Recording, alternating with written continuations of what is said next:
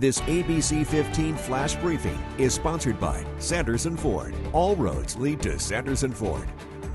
I'm Faye Fredericks with your top stories from ABC15 Arizona. Police in Phoenix trying to determine a motive after two shootings at two separate locations left 4 people dead yesterday, including the shooter. Police say a man shot and killed his estranged wife and another man near 27th Avenue in Deer Valley. Then officers say the shooter took his own life at a home near 23rd Avenue in Beardsley, where he also killed the couple's son, who was just 12 years old, and a dog. It's unclear how the other man at that first scene was involved. Our Josh Cristianto digging into this investigation. See his coverage tonight. To the Middle East now, and more fallout from the Israel-Hamas war. The U.S. announcing a new multinational task force will begin keeping watch over the Red Sea and the Gulf of Aden. Officials say Houthi rebels attacked 2 more ships yesterday. Attacks have been going on for months now. The recent attacks prompting British oil company BP to temporarily pause all transit through the Red Sea, including shipments of oil and natural gas. We're going to make sure that we're doing everything that we can to ensure freedom of navigation in the area. 10% of the world's trade passes through the Red Sea. Now some ships will go around Africa, adding costs and delays. Experts predict U.S. gas prices could be impacted over the next couple of days, due in part to the ongoing Red Sea tensions. That time of year again, TSA warning it's about to get busy at the nation's airports. Agency says it screened 30 million passengers during the 12-day Thanksgiving travel period last month, and they're bracing for even more when the end-of-year travel period starts Thursday. To make your trip as smooth as possible, make sure any gifts you travel with are unwrapped. Get to the airport 2 hours before your flight, and call ahead if you or a loved one needs special assistance getting around the airport and through security.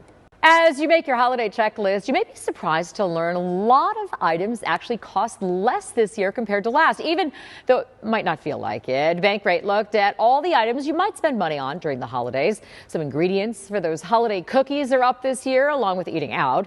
But gas and airfare are down, and overall, 35% of gifts are less expensive this year. That includes TVs, smartphones, and computers. Bankrate's Sarah Foster explains what's behind that. Retailers are really throwing out all the stops to woo holiday shoppers. We have data from Adobe Analytics that shows that consumer spending on the holidays is already kind of reaching highs that beat even in 2021, 2022. They're definitely preparing to spend big during the holiday season, but we just worry, about that debt hangover.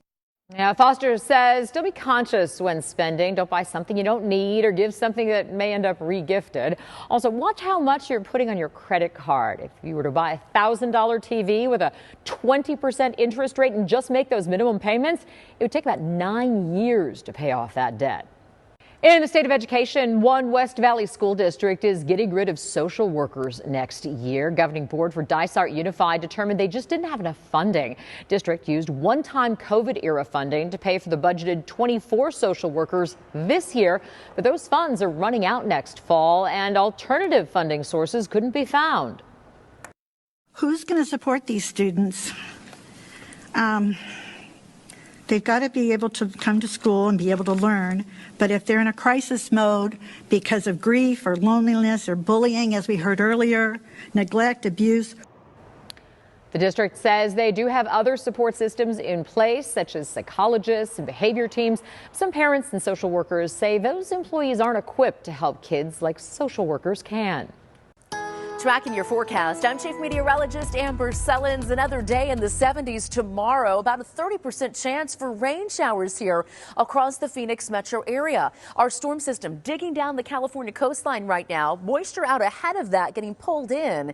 And we've got a chance for a little bit more rain over the next couple of days before the core of the storm gets here. And once it does, it is going to be a very wet day across the state of Arizona. This is going to be for Friday as this storm moves in. It's a warmer storm. Snow levels are going to be pretty high across the state, about 8,000 feet or so on Friday, but dropping through the weekend as some colder air gets here from the north. Another storm through the Four Corners for Sunday and Monday. Not a lot of moisture with this one, though, but if we do see any shower activity left, that snow level is going to drop to about 5,500 feet. Friday, though, a weather action day, and for the valley, a 1/2 inch to 1.25 inches of rain possible. Here's what it looks like on your 7-day forecast. Not only do we get the rain, we get a drop to the 60s.